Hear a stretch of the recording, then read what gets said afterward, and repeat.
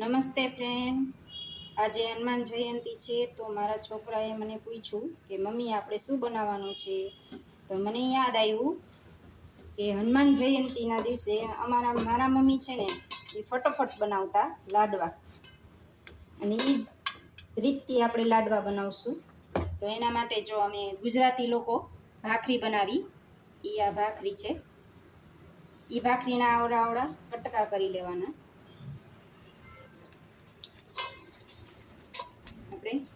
અમે લોકો ઘરમાં 4 જણા છીએ એટલે એ રીતના અમે બનાવશું. અને પેલા હનુમાનજીને પ્રસાદ બનાવશું. આવી રીતે બનાવશું. એના માટે આપણે 4 વસ્તુ જોશે. પહેલું તો છે ભાખરીના આવડી રીતે કટકા કરી લેવાના છે, અને બીજું છે આ ગોળ, જેને મેં આવી રીતે છીણીને આવી રીતે કરી લીધો છે, અને ઘી અને ખસખસ. ચાલો આપણે ભાખરીને મિક્સીમાં કરી લઈએ. પહેલાં જ્યારે અમારા મમ્મી બનાવતા ને ત્યારે મિક્સી નહોતું, એટલે બહુ તકલીફ પડતી એ લોકોને. મિક્સીમાં આપણે એને લઈ લઈશું.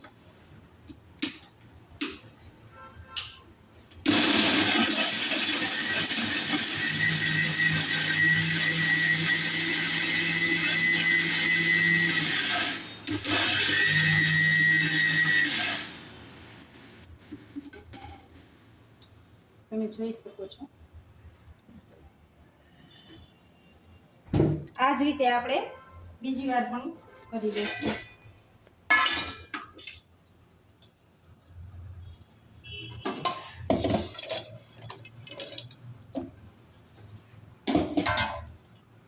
જો આ મિક્સીમાં કાઢેલું,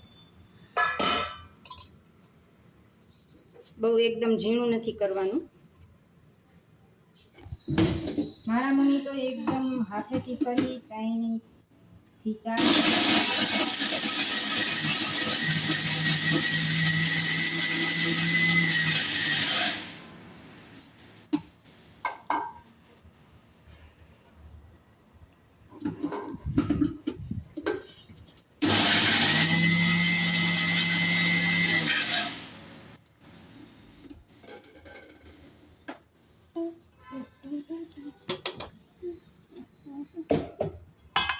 તમે જોઈ શકો છો. ચાલો હવે આપણે ગોળ લઈએ. ગોળને મૂકીએ ગેસ પર. એમાં આપણે ઘી પણ નાખીએ. આ ઘી છે.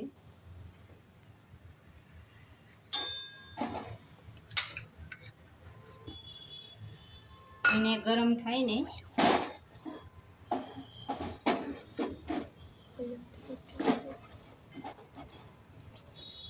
ઘી અને ગોળને ધીમા તાપે આપણે હલાવતું રહેવાનું છે.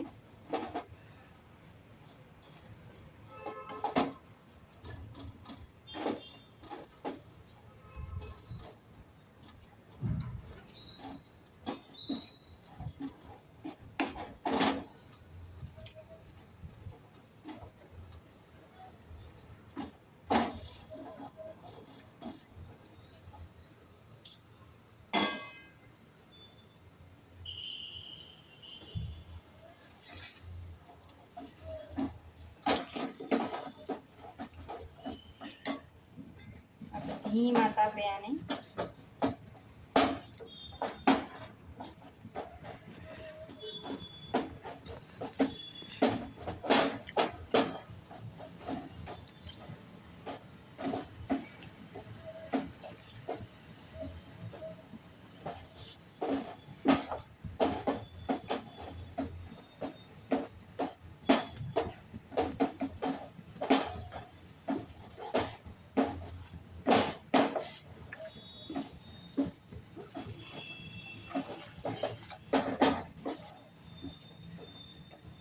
ગોળમાં એક પણ કણી ના રહે તેનું ધ્યાન રાખવાનું છે આપણે.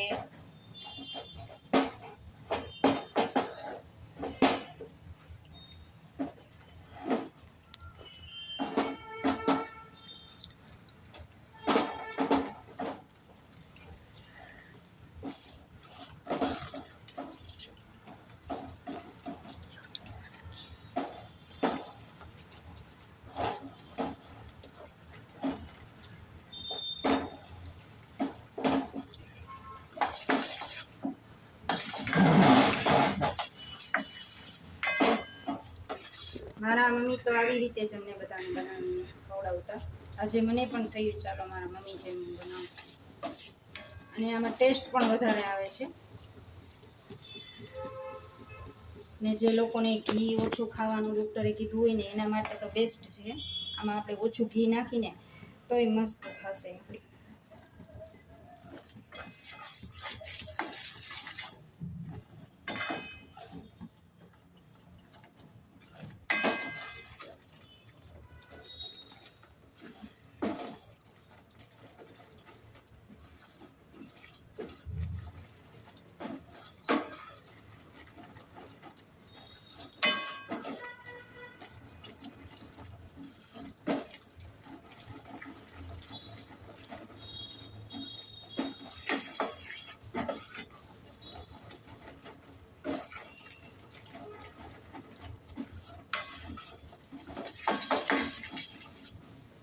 આ પોઝિશનમાં આવી જાય ને ત્યારે આપણે નાખી દઈશું જે ભૂકો આપણે બનાવ્યો હતો ભાત. અમારી ગુજરાતીમાં એને ભાખરી કહીએ છીએ. હવે તમે આ પોઝિશનમાં ગેસ બંધ કરી પણ દઈ શકો છો.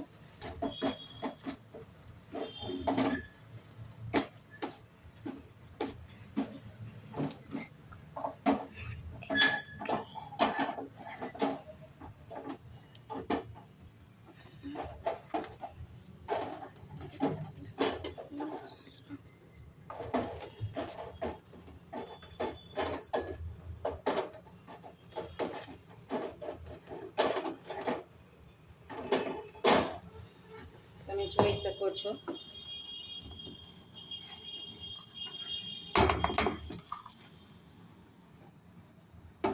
થોડું ઠંડુ થાય ને એટલે આમાંથી આપણે હનુમાન દાદાનો પ્રસાદનો લાડવો બનાવશું.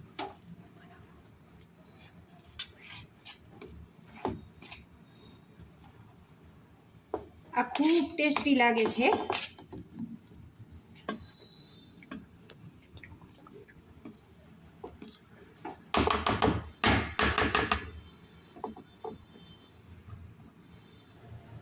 જો હવે આપણું આ મિશ્રણ ઠરી ગયું છે તો એક લાડુ આપણે બનાવશું.